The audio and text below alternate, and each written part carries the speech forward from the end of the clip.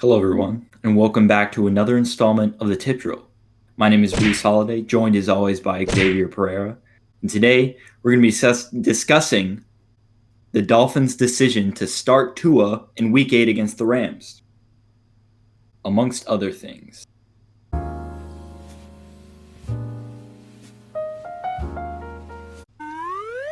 So, ladies and gentlemen, it's Tua time. Tua time.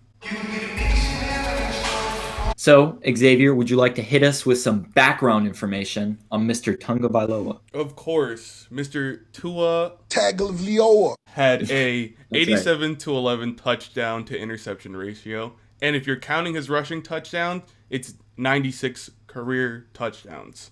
Starting up Tua versus Aaron Donald and that Rams defense.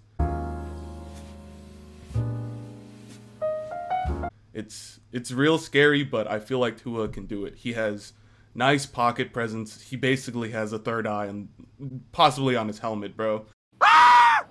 Deceptive speed is something I wrote down. Excuse me. Not the best, not the fastest, but he's a little shifty. I'll give him that. He can dance around the pocket and find a receiver open.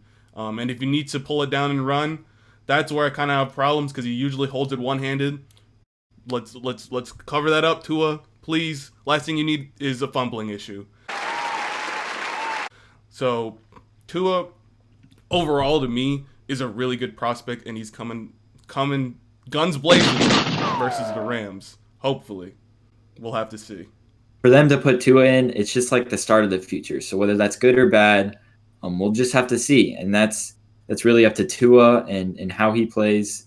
I think you mentioned the offensive line. I think that's a big factor in this Rams game, Week 8 against the Rams, because they do have Aaron Donald, and that defensive front is a nasty one. But if the offensive line holds up like they have been for most of the year so far, Tua should let it sling a little bit.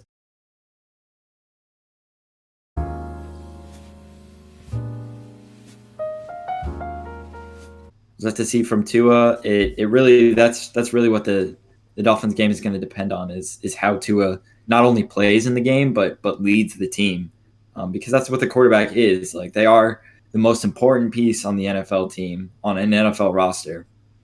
So you need him to be a leader, and you need him to be a baller too. I'm nervous. I'm nervous right now. I'm nervous come Week 8, but they do have the bye week to prepare, so A lot of practice ahead. a lot of practice. A lot of practice. All right, what else we got?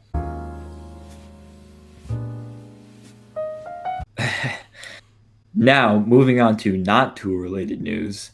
John Ross, the Cincinnati Bengal who was drafted in the 2017 NFL Draft in the first round, requested a trade away from the Bengals. It'll be interesting to see where he goes. I would really like to see him on the Bears, actually. The Bears, I feel like, would love just a quick 4-2-2 guy like John Ross. I'd love to see that. John Ross, I feel like, would thrive with that. You know, big boy Nick down there would love just another weapon to continue that, 5-1 run with the Bears. Don't get me wrong. The 5-1 Bears are the worst 5-1 team I've ever seen in my life, but they're 5-1. Because John Ross is such a fast wide receiver, really any offense in the NFL could use a player like that if they didn't already have such a player like Tyreek Hill with the Kansas City Chiefs.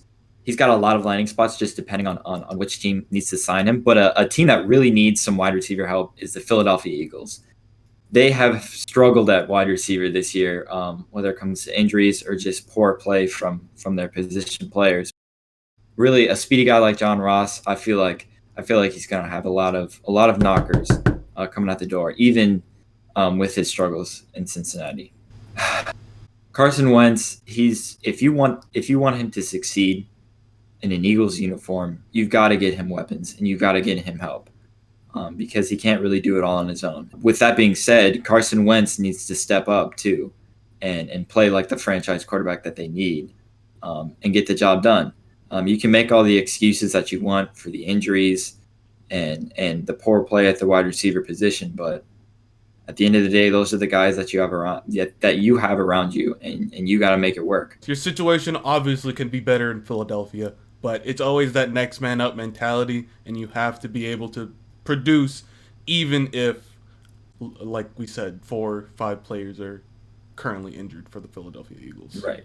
So there's a couple landing spots that John Ross can head to if Cincinnati does decide to trade him, and they can come to an agreement. But the Bears and the Eagles are the two teams that we thought could be the best positions for John Ross. Recently, this past week, NFL Week 6, the Green Bay Packers faced the Tampa Bay Buccaneers at home. Now, Aaron Rodgers scored a touchdown to make the score 10-0. That's right. If it's 3 pumps, the ref's not going to take it away. No, now. he's not. Those were the only points that the Packers scored that game. The Buccaneers went on to score 38 points and beat them in Week 6 with a final score of 38-10. Got any fruits or vegetables? Now, there were many discussions around the NFL considering Aaron Rodgers to be a top MVP candidate in this league. However, Rodgers ended up throwing 2 interceptions, 1 interception that went for a pick 6 in that Week 6 game against the Buccaneers.